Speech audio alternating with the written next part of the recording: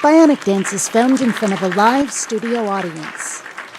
Welcome to Missing the Mark, where we look for meaning in strange places. Strange places indeed. In fact, according to this fellow, some of us aren't even going to find meaning anywhere. I think he might be, wait for it, missing the mark. Let's do this.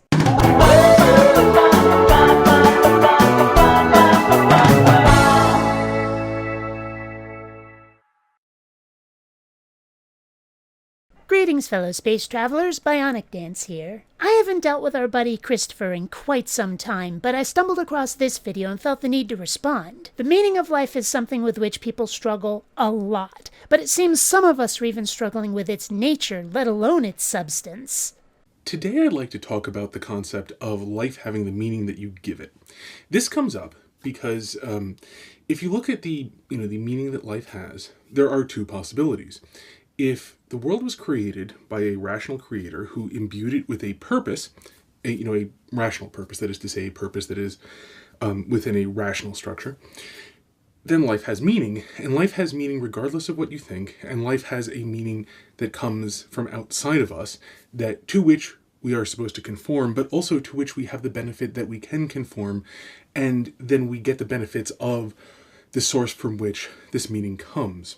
But what if we disagree with the purpose which has been imposed from without? What if we find the end goal odious, if not outright villainous? What if we don't accept that meaning? Theists will probably insist that we have no choice, that it's God's will. Imposed from without or not, meaning is not set in stone, and some of us will not allow ourselves to be the tools of someone else. And why should we? I'm not talking heaven or hell, by the way. This is much more in accord with, if you look at Stoic philosophy of living the good life, that living the good life is itself valuable because of the meaning that you are partaking in. But which meaning? There are so many possible reasons for living life. And who says that you're owed a meaning? Perhaps the universe regards, such as it can, regards your life with nothing but indifference. Perhaps you just are, and that's all there is to it, a byproduct of natural forces on the move. What if the only significance to your life is to those who find value in it? Is that not a possibility? There are so many assumptions and presuppositions in this video, issues which are never addressed at all. You can see this also if you look at what Socrates talked about in Plato's Republic, about is it better to be good or evil? And to live a life that is good or to live a life that is evil. Which is better for man to do? Which is more to his own advantage is the question. You will see people attempt to sidestep this by claiming that, if you don't live well, then society is going to fall apart, and so it's better for everybody if everybody's honest and trustworthy and good. And it's just an obvious load of nonsense if you know anything about the actual world. People get away with stuff all the time. All you have to do is have most people being trustworthy, and then you can take advantage of them and get ahead. Well, that's just bullshit. Being trustworthy and kind doesn't also mean being naive and defenseless. Part of being trustworthy is bravery and the willingness to come to people's defense against those who won't play nice with the other kids. And yeah, if we're all working together for the common good, it's awfully useful. The problem is that we don't all agree on what the common good is supposed to be, what the perfect society is supposed to look like. And none of these philosophies come with an end goal that gives our lives some sort of ultimate meaning. They just give us an acceptable status quo. We're still left with the question of what we're going to do with ourselves within that comfortable society. And again, our lives may not have any grander purpose beyond ourselves and those whom we affect. What evidence do we have that it does? So what is the solution you actually do tend to see? And that's, says the atheist, life, many of them, that is to say, life may not have a meaning in itself, but it has the meaning that I choose to give it. Now, the interesting thing about this is, if you think about this, there are two approaches. And first I'm going to start with my preferred definition of reality.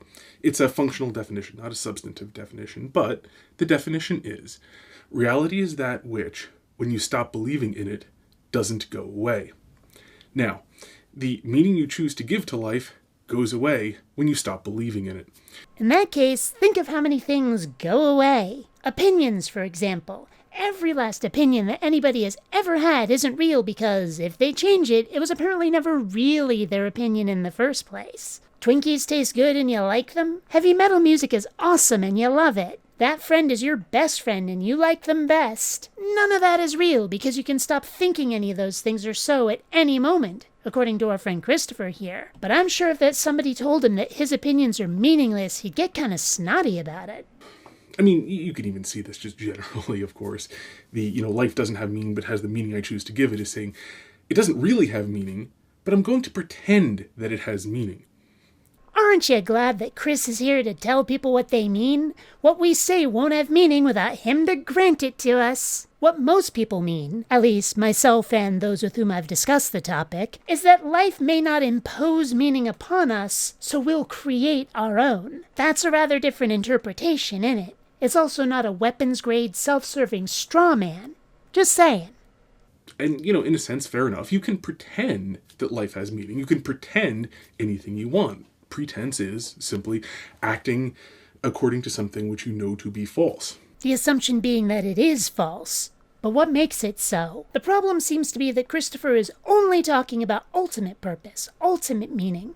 But that's not the only sort. Meaning can be transitory, and it can certainly be created. Language, for example. How many will we never learn because of when we were born? Or, more specifically, when we weren't born? Language gives sounds meaning, and the meaning of words is fluid, malleable with time. And the idea that life not only does, but must have an ultimate meaning is unsupported by any data.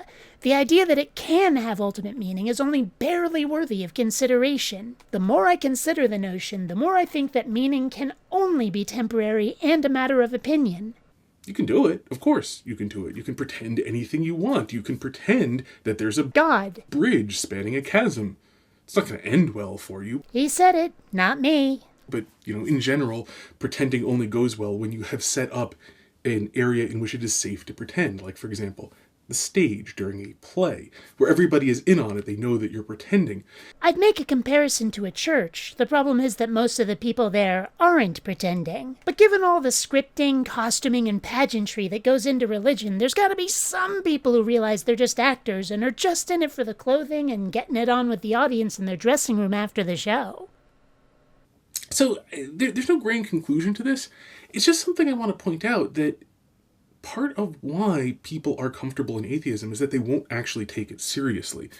That they will do things like say, sure, life is, just a meaningless accident, according to my beliefs. No, that's not part of atheism. The only people who say accident are religious because they seemingly can't handle any possibilities besides intentional and random or accidental. The concept of a pattern, which is nevertheless uncreated and unguided, isn't something they're prepared to accept, yet this seems to be the basic manner in which the universe functions. When the wind blows the leaves, neither moved in a random pattern, yet neither was deliberately guided. The mindless yet regular forces of physics acted upon both, and under the exact same conditions we would see the exact same behavior. So stop saying accidental. If you're going to address an atheist position honestly, that's an absolute requirement. But I'm going to pretend that it's not.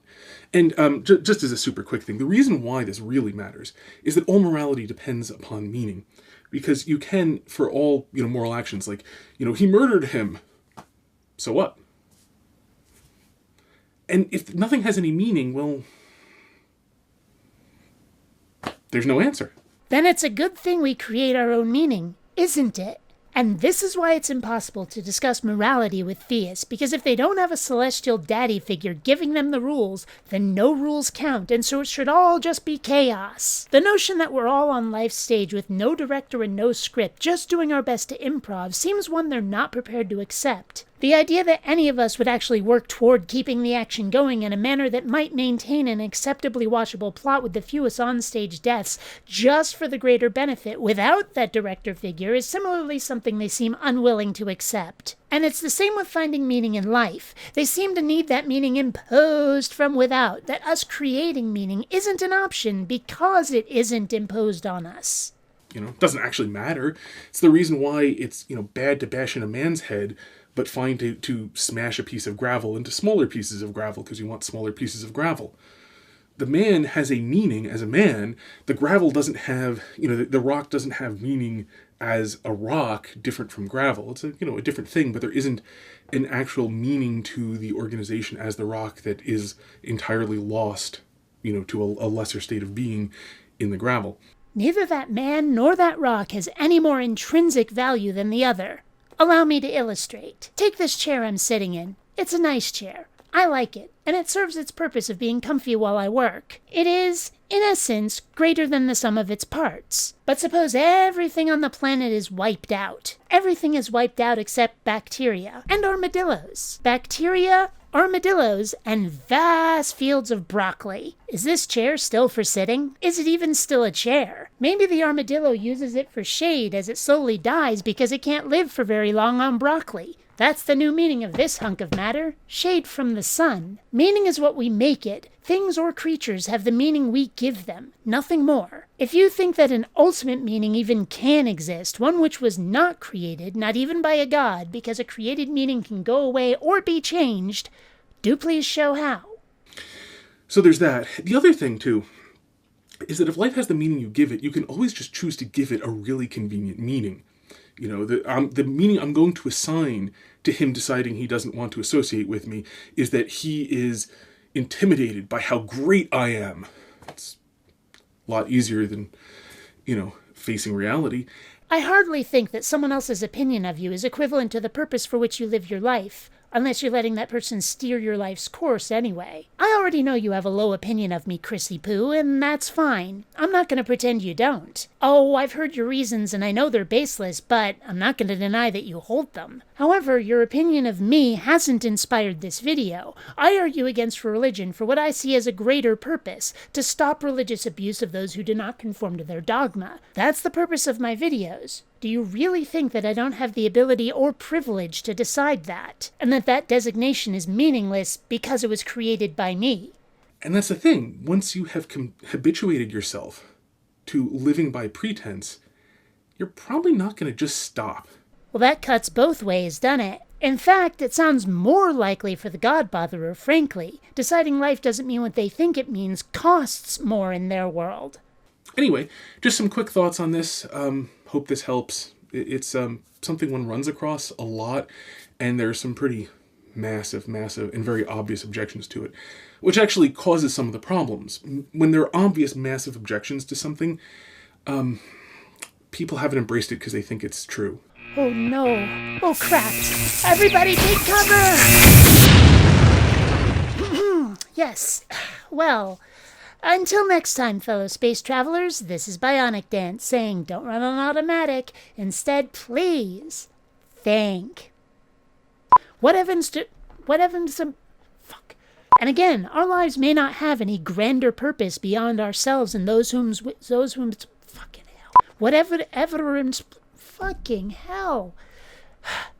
Unless you're letting that person steer your life. Unless you're letting that person steal your life, steal your life, steer. That cuts both ways.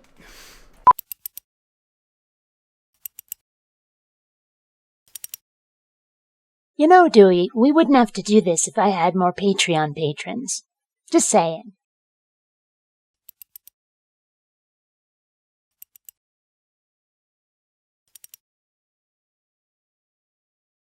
Reading videos has been found to cause fresher breath, enhanced metabolism, and greater sexual magnetism.